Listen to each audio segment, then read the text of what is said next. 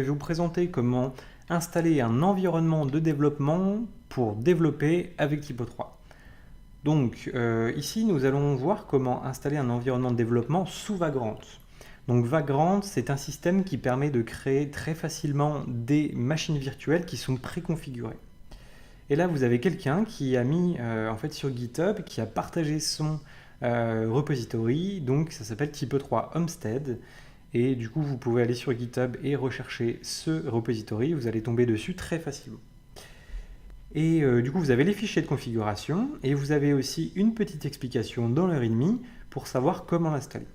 Donc il y a quelques prérequis. Tout d'abord, c'est avoir VirtualBox dans la version 5 ou plus et d'avoir Vagrant dans une version 1.7 ou plus. Et c'est bien de le noter, les deux sont gratuits. Vous avez aussi d'autres possibilités que Vagrant,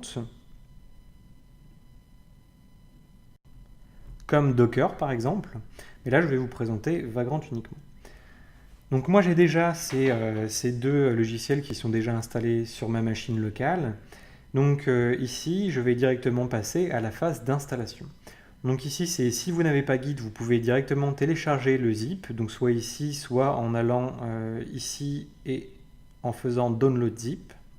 Ou sinon, vous pouvez aussi choisir du coup la ligne de commande. Donc pour ça, je copie l'URL du repository et je vais directement dans mon shell. Donc ici, je me trouve dans un dossier que j'ai déjà créé. Je fais un git clone. Donc ça peut prendre un peu de temps, il y a quand même certains fichiers à télécharger.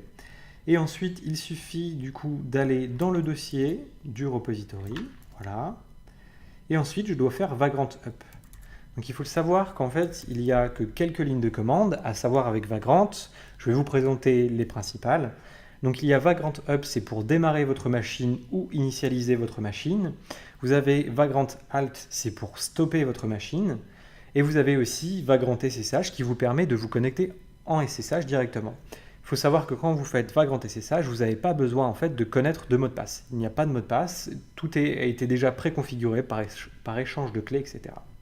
Donc ici, je vais mettre sur pause ma vidéo puisqu'il y en a quand même pour 34 minutes de téléchargement. Parce que là, on télécharge vraiment une machine virtuelle complète, donc ça prend quand même un peu de temps.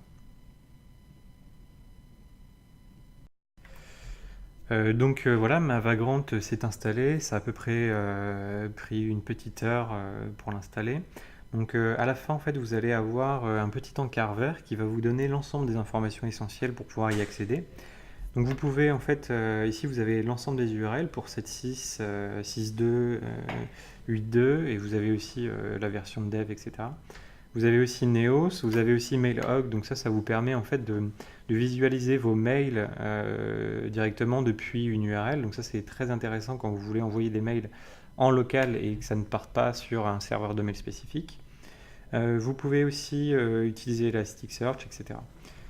Du coup là ici je suis allé sur local.typo3.org et ici vous avez un récapitulatif de toutes les URL disponibles et vous pouvez aussi reset l'ensemble de vos sites, donc ça c'est très intéressant.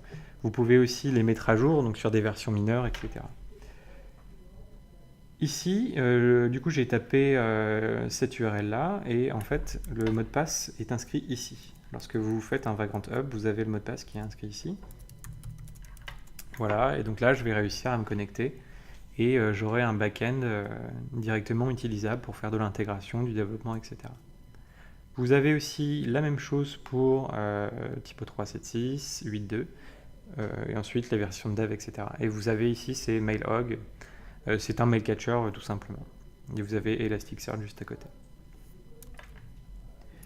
Petite chose à savoir, si vous voulez vous connecter en SSH sur votre Vagrant parce que vous souhaitez installer un nouveau paquet PHP ou des choses comme ça, vous pouvez aller éditer directement votre fichier Vagrant file et ça c'est plutôt intéressant. Vous pouvez aussi l'installer directement vu que c'est une VM.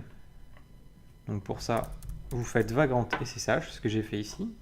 Et ensuite, vous pouvez par exemple vous mettre en route en faisant sudo su. Et donc là, je suis en route. Et ici, si par exemple je veux aller voir les fichiers où se trouvent mes différents sites, ça se trouve du coup dans var 3w. Donc là je quitte.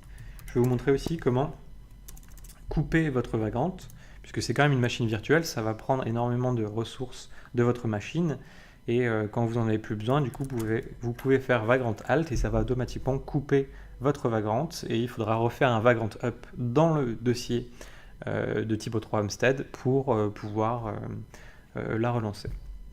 Voilà, là ça prend un peu de temps, mais elle va se couper.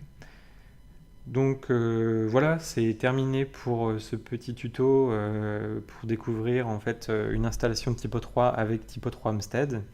Et vous avez aussi du coup sur le repository GitHub directement beaucoup d'informations pour un peu pouvoir éditer les fichiers, mettre à jour, etc. Donc là, je vous invite à lire cette documentation.